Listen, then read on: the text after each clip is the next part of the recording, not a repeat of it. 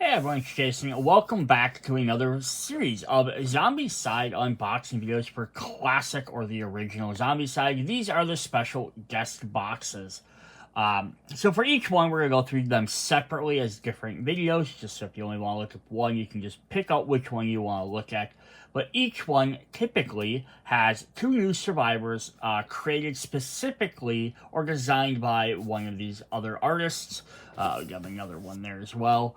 Um, there's the John Kovlak has a little bit different, but then each one also contains the regular version and a Zombicide version. Now, some of these are just original cool survivors. Some of them are ones that kind of fit or theme maybe into other worlds that they've created. So they're very neat. So the common thing we'll get in all of them is we'll get our two oversized survivor ID cards. And then the back side will have the Zombvivor versions. So these are the classic ones. If you want to play 2.0, they do have the reboot pack, which does have the little tiny brand new cards, which some of these guys do have minor changes on those. I'm not going to go over them in this video. If that's something you'd like to see, I went through that pack in a previous video. You can always go look up that if you want to see those individual cards. But if you ever want to see a comparison, I can possibly do it, but I'm not going to go through each one of these because it's just a lot of extra work. For mostly the part being, they dropped abilities that don't exist in 2.0 anymore. And I'll try and mention that. I'm just not going to pull up the other cards. The other thing you're going to get in the pack is you're also going to get 2 extra clips. Of course, these were to keep track of your adrenaline levels throughout the game. So you get those in each one. And if you're not familiar with what Zombvivor versions are, it's a special mode that for classic versions, so like for this, for example, we'll get 2 versions of this miniature.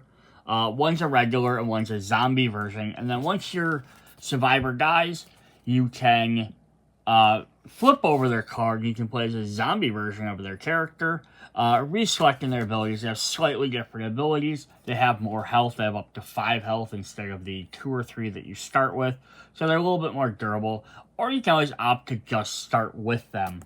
So that's the basis I just wanted to go over for each video will be that way. Then we'll go ahead and hop into these one at a time. And I'll have the link in the description for each one in the videos for all one. So if you've watched one, you want to jump to the other one quickly, you can do that. Alright, let's get started. For this guest box, we have Lucio Parrillo. Hoping I said that one right as well. Some of these names are, I'm not familiar with how they are. But yeah, so this guy's done some different stuff. So these are kind of based on some of his type of stuff. He does stuff like Warcraft, Magic the Gathering, a bunch of stuff there. Yes, we're going to get Brother Max the Monk. So very different style. There's not probably a lot of monks typically in the zombie universe. Zombicide you don't see too much. And then we have Donna the Fashionista.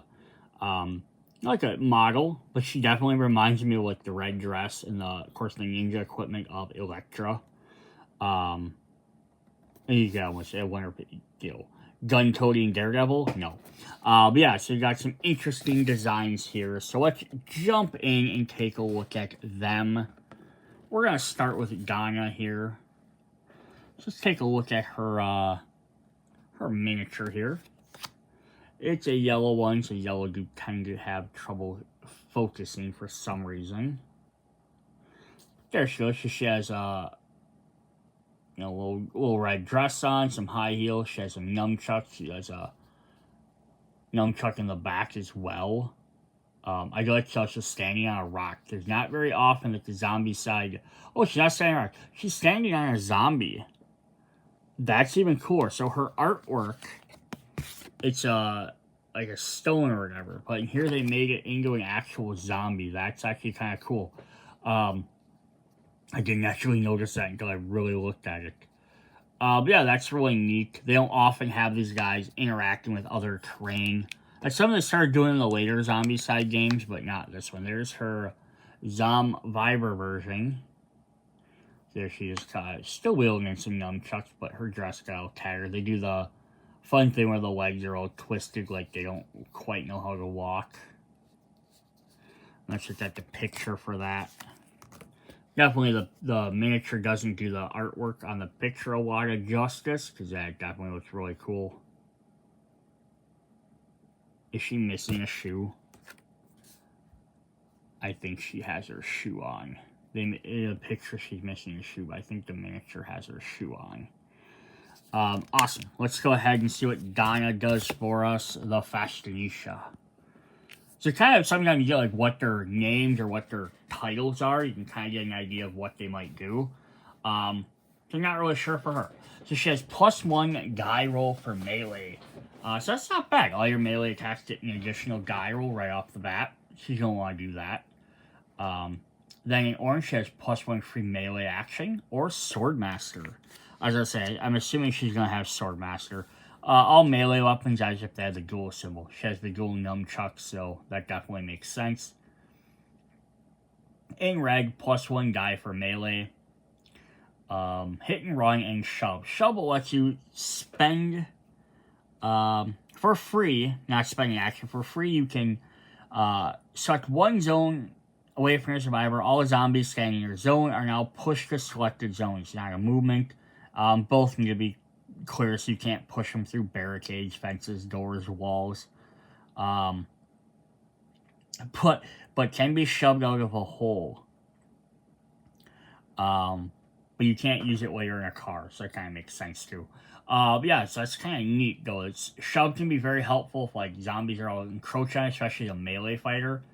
You're down to your last action. You aren't able to take them out. You can't run. You have too many zombies on you. You don't have enough movement points. Just shove them. Shove them all to the next zone. If they're all walkers, they're all going to spend walkers or brutes are going to spend their activation just moving to your tile. So you're pretty much safe there. The only thing you have to worry about would be runners. But if you're melee, you're probably taking out the runners first anyhow for that exact reason. So they don't have their double actions. And then with hit and run, anytime you defeat a zombie, you get a free movement action. So this could kind of work the same way as if you felt like you could always take out one of them and then run away. Or if you take out the last one, start moving towards the next one. There's some good different options for her to do there. And if you ever play through the red zone, which means you run all the way to the end, and you just start back over, and if you get all the way back to the red again, you can have shove and hit and run, which could be very helpful. Hit and run, defeat a guy, or you could shove all the enemies into like another zone, right? And they have a lot of them in one zone, and then you can sit there and smack them, move into that zone, and then hit and run. Try and take out as many as you can, and then back away. Some different options. On her zombie side, she keeps her +1 die roll for melee, but in yellow, now she has 1 free melee action instead of a free action. In orange, she has a Reaper melee and Swordmaster. She's up her Swordmaster, but she gains Reaper melee. Which means anytime she takes out a zombie with a melee attack, she has to take out at least one zombie. She has to take out a free zombie of the same type.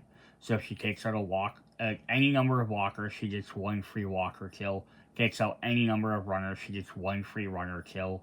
Again, if you play Redline all the way back down, have Swordmaster and Reaper melee, she's going to be taking out a lot of stuff. In red, we have +1 guy for melee, Bloodlust melee, and shove. So she gets the Bloodlust ability, which lets her combine a move and attack action. So where she had hit and run, which is defeat a guy, get a free movement, either away or wherever out of that zone. Bloodlust is almost the exact opposite. You spend an action to move up to 2 zones containing at least 1 zombie, and then you get a free melee action. So you get an extra move towards guys, and then you get an extra attack out of it. So it does extra movement plus attack, lets you get into the fray a little bit quicker. And again, red line all the way through, then you can shove them away at the end. So that's pretty cool. She's a very melee character. Going to be heavy on that. So let's see what Brother Max brings to the table. So he has a big old gun on it, rifle on his back, and he has a sword. So there's his miniature right there.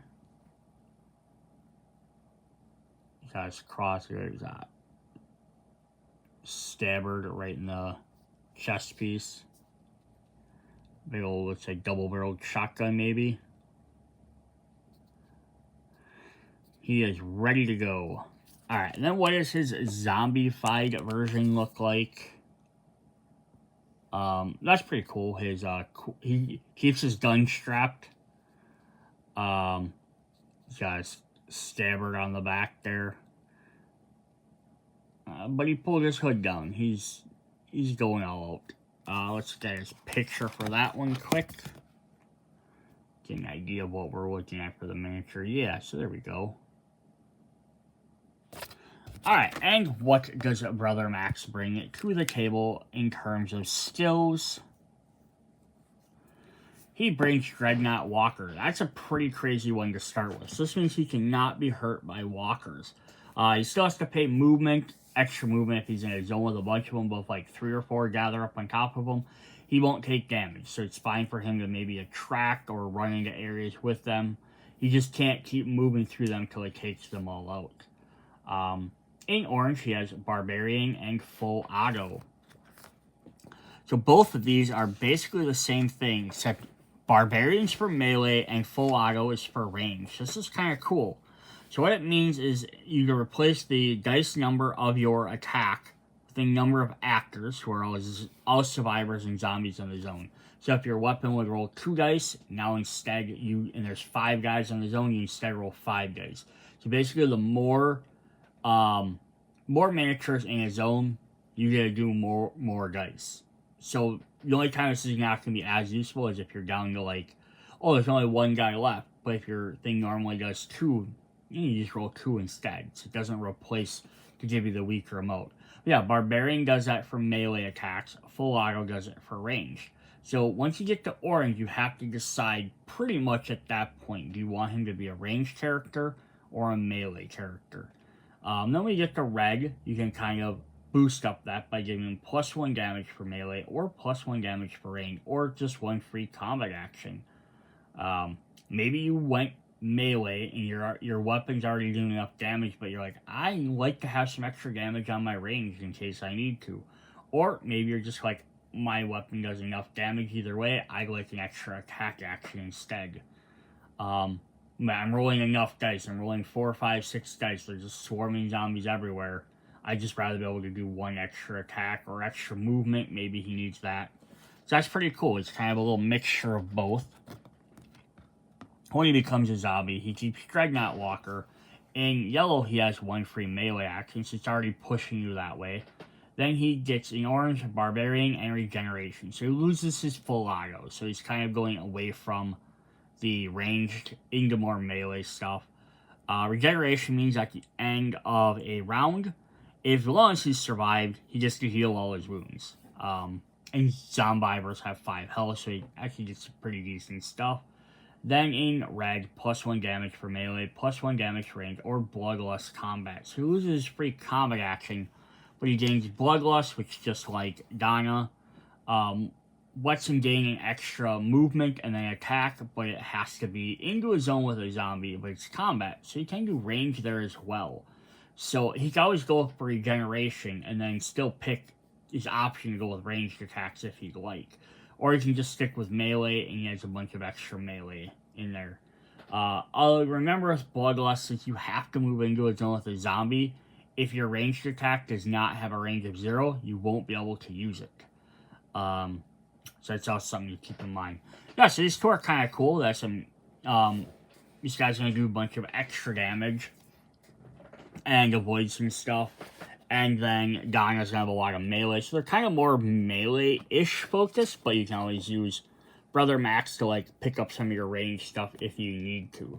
So that's Lucio Parrillo. So I hope you guys enjoyed this one. Hit me up in the comments. See you guys later. Bye.